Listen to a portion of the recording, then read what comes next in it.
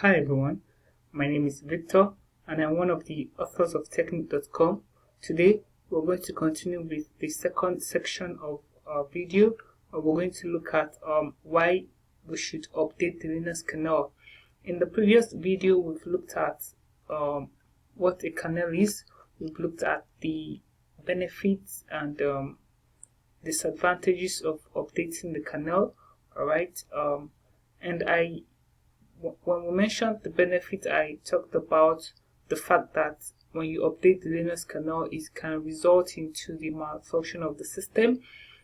And I said, okay, then if it results into that, why should you then update the Linux kernel? I mean, when you look at all the advantages of why you should update the Linux kernel, when your system is misbehaving, you would notice that it is worthwhile for you to update the Linux kernel. If you're facing bad performances, stability issues, and basically want to make do of the advantages as mentioned in our previous video, then you should update your kernel. The fortunate thing is, if the system begins to malfunction after a kernel update, the former kernel the system was using before the update can be reverted to. Okay, so that's fortunate. So you can always revert back if your system malfunctions, and that's why I have named this topic the right way to manually update the Linux kernel. Alright, because there's actually the right way to update it. If you don't update it the right way, then if your system begins to malfunction after the update, you will not be able to revert back to the old kernel. Alright, before we look at the step-by-step process of how to rightly update the Linux kernel, you can also check the installed Linux kernel version on your system.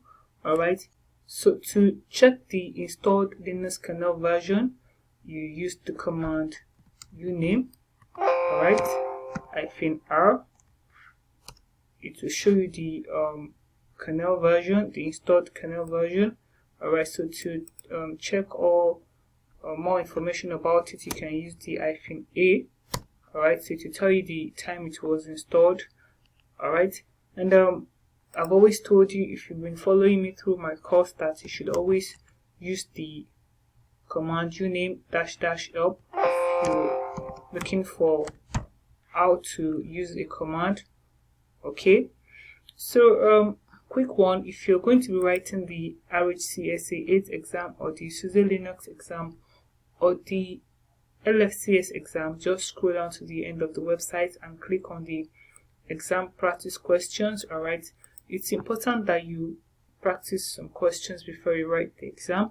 We're going to be updating the website from time to time with more questions. Alright, I'm also going to be dropping the link to this website in the description section below. Okay, so thank you for watching and please subscribe to this channel. Bye for now.